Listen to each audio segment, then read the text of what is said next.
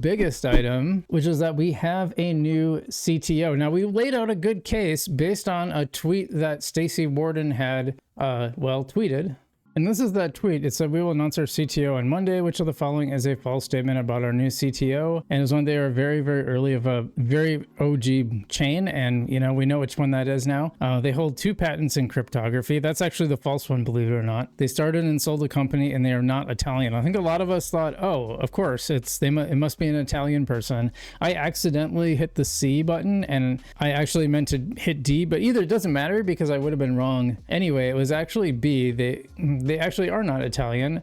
We actually thought it was Vincenzo Di Nicola, and it really fit. My pocket laid out a really good case. Was the founder CEO of Conio, a successful entrepreneur, patents in digital asset security. Sounded like a good bet, except you know what? I didn't see the OG. I mean, they said this is with Italian wallets, but they said an OG chain, and this didn't. I should have picked up that this did not hit all the points because it didn't hit that point of OG chain.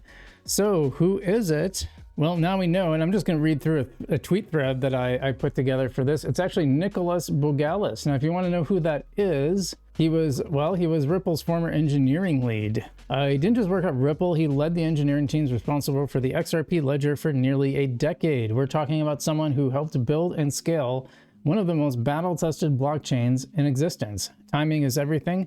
He's joining right as Algorand released their 2025 roadmap, focused on bleeding edge technology and mainstream adoption. We covered that roadmap too, by the way, and there was a lot of really big stuff in it. Let's see, his expertise isn't just blockchain, it's distributed systems, cryptography, and enterprise security. Big trifecta there. I call him the TradFi Whisperer. I like that. He's US based and leading Algorand's move to the States.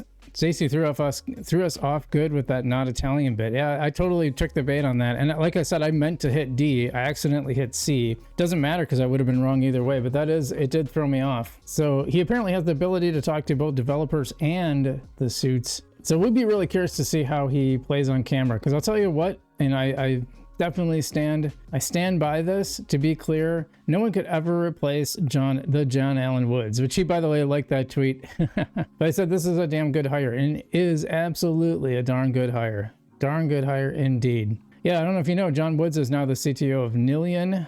We'll be having him on soon. We're in talks to do it. I'll tell you. I'll give you the juice on that. But yeah, great hire. I think this will be good. Like I said, can't replace John Woods. And John Woods, he had been he's one of those rare individuals that is super duper smart on the technical side. Genius level.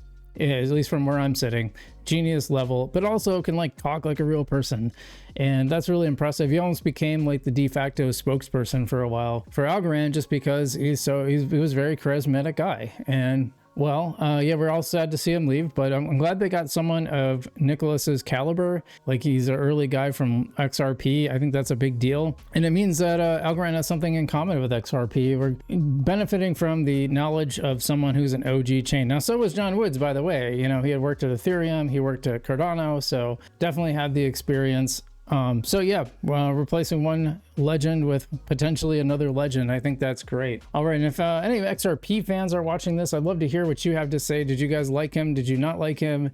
What did you like about him? Tell me all that stuff in the comments. I'd love to hear it. Otherwise, for Algorand fans, what do you guys think? I think this is a big deal. I think this is a great get for the foundation, and I'm really excited to see how that plays out. So I think Q4, we're going to have some turnaround. We're definitely seeing the markets starting to pump back up a little bit. I think October, November, and December are going to be big. That's what I'm thinking, and we'll keep watching that. We'll keep going, but otherwise, let me know what you think in the comments below. As always, I'm FrugalBC, and I will see you in the future.